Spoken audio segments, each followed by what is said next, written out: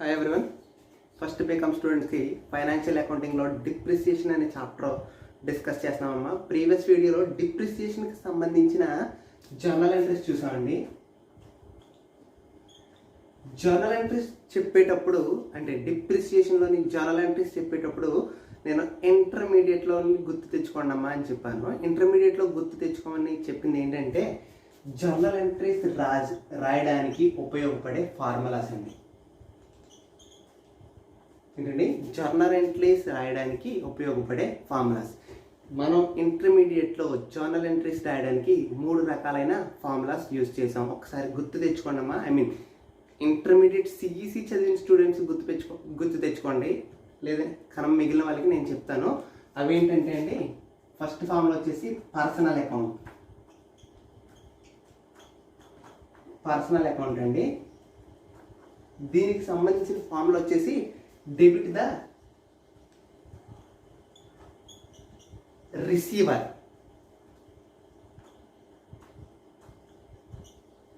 Credit the giver. చూడండమ్మా, మనకి అకౌంటింగ్లో డెబిట్ అండ్ క్రెడిట్ 2 ఆస్పెక్ట్స్ ఉంటాయి ప్రతి ట్రాన్సాక్షన్లోని. ఒక ట్రాన్సాక్షన్ చేసినప్పుడు ప్రతి ట్రాన్సాక్షన్లోని మనం డబల్ ఎంట్రీ సిస్టమ్ అండి. మనం వాడేది ఏంటి? డబల్ ఎంట్రీ సిస్టమ్ అండి.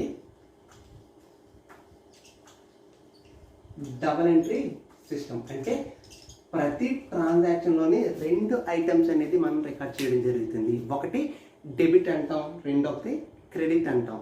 ఇక్కడ పర్సనల్ అకౌంట్ ఫార్ములా వచ్చేసి పర్సనల్ అకౌంట్కి సంబంధించిన ఫార్ములా వచ్చేసి ఏంటండి, debit the receiver and credit the giver. ఓకేనమ్మా. ఎవరిని డెబిట్ చేయాలండి?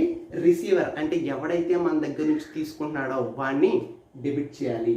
ఎవరైతే మనకి ఇస్తున్నారో వాళ్ళని క్రెడిట్ చేయాలి. ఇది ఎక్కడ ఇందులో చెప్తుందండి? పర్సనల్ అకౌంట్లోని. Next real account.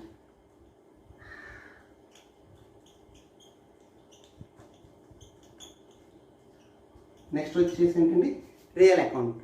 ఇక్కడ దేని డెబిట్ చేయాలంటే డెబిట్ వాట్ కమ్స్ ఇన్. అంటే debit what comes in, credit what goes out. అంటే రియల్ అకౌంట్కి సంబంధించిన ఫార్ములా ఏంటండి, డెబిట్ వాట్ కమ్స్ ఇన్ అంటే సంస్థలోకి వచ్చేదాన్ని, కమ్స్ ఇన్. ఆర్గనైజేషన్లోకి వచ్చేదాన్ని ఏం చేయాలండి? డెబిట్ చేయాలి. ఆర్గనైజేషన్ నుంచి వెళ్ళిపోయేదాన్ని ఏం చేయాలి? క్రెడిట్ చేయాలి. ఓకేనమ్మా. రియల్ అకౌంట్ ఫార్ములా వచ్చేసి debit what comes in and credit what goes out. Next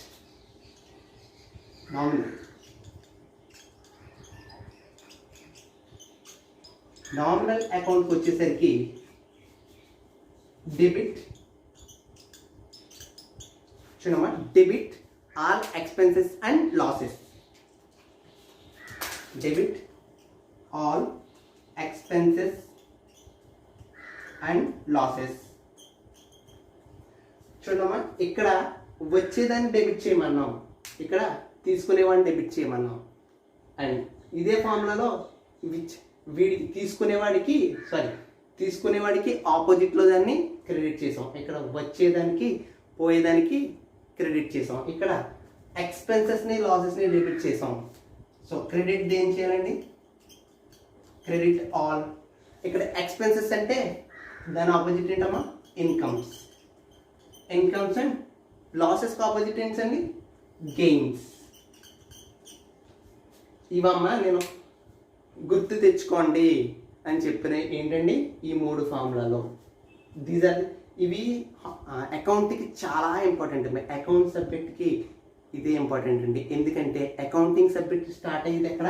journal entries రాయడంలో. జర్నల్ ఎంట్రీస్ దేనికి సంబంధించి ఏ ఫార్ములాస్ యూజ్ చేసి రాయాలి? ఈ 3 పర్సనల్ అకౌంట్ ఫార్ములాస్. ఇందులో వచ్చేసి debit the receiver, credit the giver. Real అకౌంట్కి వచ్చేసి debit what comes in and credit what goes out. Next normal అకౌంట్కి వచ్చేసి debit all expenses and losses and credit all incomes and gains. చూడమ్మా, ఈ formulas మీరు ఒకసారి నోట్ చేసుకోండి. ఎవరైతే నాన్ సిఈసి స్టూడెంట్స్ ఉన్నారో వాళ్ళు ఒకసారి నోట్ చేసుకోండి అమ్మా. తర్వాత నేను నిన్న చెప్పిన ఫార్ములాస్ని వీటి ద్వారా వీటికి కంపారిజన్స్ చెప్తాను ఇప్పుడు. ఒకసారినమ్మా చూడండి, నోట్ చేసుకోండి ఒక నిమిషం.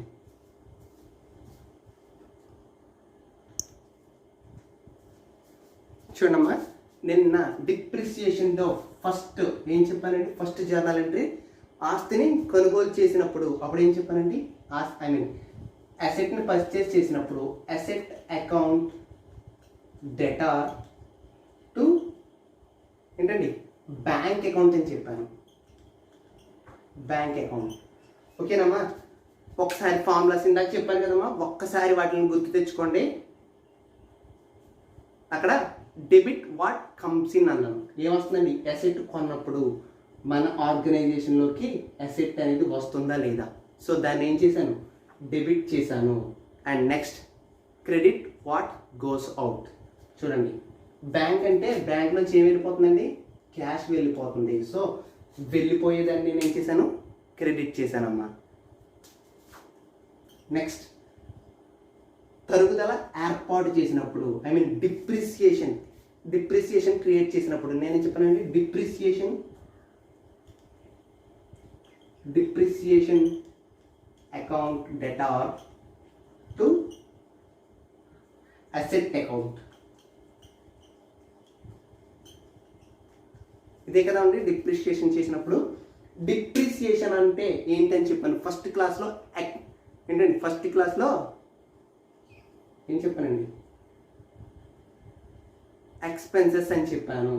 ఈ ఎక్స్పెన్సెస్ కాబట్టి చూడండి అమ్మ, నార్మల్ అకౌంట్లో చూడండి, నామినల్ అకౌంట్లో debit all expenses. So depreciation అనేది ఎక్స్పెన్సెస్కి చెప్పాను కాబట్టి డెబిట్ చేశాను. అండ్ దేనికి సంబంధించిందండి? అది అసెట్ అనేది తరిగిపోతుంది. అంటే ఏదైతే అసెట్ అనేది తరిగిపోతుంది కాబట్టి దాన్ని అసెట్ అనే దాన్ని క్రెడిట్ చేశాను. ఓకేనమ్మా. నెక్స్ట్ ఆస్తిని అమ్మినప్పుడు ఏంటండి? Selling of asset. అసెట్ని అమ్మినప్పుడు మన ఆర్గనైజేషన్లోకి ఏమొస్తుందండి? Bank or cash. ఏం చేయాలండి? డెబిట్ చేయాలి. Debit what comes in. And మన దగ్గర నుంచి వెళ్ళిపోయేది ఏంటండి? అసెట్. మన దగ్గర నుంచి వెళ్ళిపోయేది ఏంటి? అసెట్.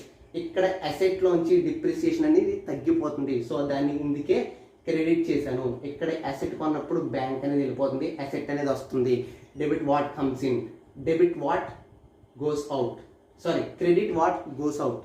అండ్ ఇక్కడ credit what goes out and debit what comes in. చూసారండి, అన్నీ కూడా ఆ ఫార్ములాలను బేస్ చేసుకుని మనం జర్నల్ ఎంట్రీస్ అనేది రాయడం జరిగింది. అందుకే ఇంటర్మీడియట్ ఒకసారి గుర్తు తెచ్చుకోండి అని చెప్పానమ్మా. ఇంటర్మీడియట్ ఓకే, మిమ్మల్ని ఎవరు తప్పనట్లేదు. ఇంటర్మీడియట్ నాన్ సిఈసి చదివిన వాళ్ళకి కొత్తగానే ఉంటుంది, ఐ నో దట్. సో అందుకే మళ్ళీ ఈ వీడియో తయారు చేయడం చేస్తున్నానమ్మా. నెక్స్ట్ లాభం వచ్చినప్పుడు అమ్మా, ప్రాఫిట్ ఆన్ సేల్స్. చూడండి, ప్రాఫిట్ దేని మీద వస్తుంది? అంతేందుకంటే ఫస్ట్ నామినల్ అకౌంట్లోంచి ప్రాఫిట్ వస్తుంది. ప్రాఫిట్ని ఏం చేయమన్నాం ఏంటండి? చూడండి, credit all incomes and gains. Income అంటే ప్రాఫిటే కదండి. సో దాన్ని టు ఏం రాసామండి? ప్రాఫిట్ అండ్ లాస్ అకౌంట్ అని చెప్పానండి. ఎందుకంటే ప్రాఫిట్ వచ్చినా లాస్ వచ్చినా దాన్ని మనం ఎక్కడికి ట్రాన్స్ఫర్ చేస్తామండి? ప్రాఫిట్ అండ్ లాస్కి ట్రాన్స్ఫర్ చేయాలి. ప్రాఫిట్ అండ్ లాస్ అకౌంట్కి ట్రాన్స్ఫర్ చేయాలి. గుర్తుపెట్టుకోండి అమ్మా, మన ఆర్గనైజేషన్లో ప్రాఫిట్ వచ్చినా లాస్ వచ్చినా దాన్ని ప్రాఫిట్ అండ్ లాస్ అకౌంట్లో వేసుకోవాలి. సో దాన్ని ఏం చేశాను? క్రెడిట్ చేశాను. దేని నిమిత్తం ఈ ప్రాఫిట్ వచ్చిందండి? దేని నిమిత్తం ఈ ప్రాఫిట్ వచ్చింది? అసెట్టే కదండి, అసెట్ అకౌంట్. అందుకే దీన్ని డెబిట్ చేశాను. ఓకేనమ్మా. చూడండి, asset account data to profit and loss account. దేనికండి? ప్రాఫిట్ వచ్చింది కాబట్టి. ఇన్ కేస్ లాస్ వస్తే అప్పుడు ఏ విధంగా ఉంటుందండి? లాస్ని కూడా ఏం చేయాలి? Debit all expenses and losses. So దీన్ని డెబిట్ చేయాలి. అది అప్పుడు ఫార్ములా ఏ విధంగా వస్తుందంటే ఒకసారి అమ్మా,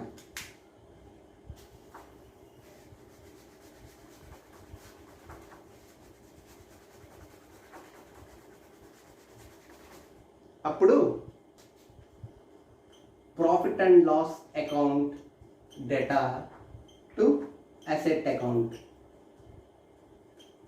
ఎందుకండి లాస్ వచ్చింది కాబట్టి ఈ లాస్ని ఏం చేయాలి, debit all losses and gains. ఇది లాస్ కాబట్టి ప్రాఫిట్ అండ్ లాస్ని డెబిట్ చేసాం. ఓకేనమ్మా. ప్రతి ట్రాన్సాక్షన్లోని మనకి 2 ఈవెంట్స్ జరుగుతాయి. ఒకటి మనకు వచ్చేది లేదా మన దగ్గర నుంచి వెళ్ళిపోయేది.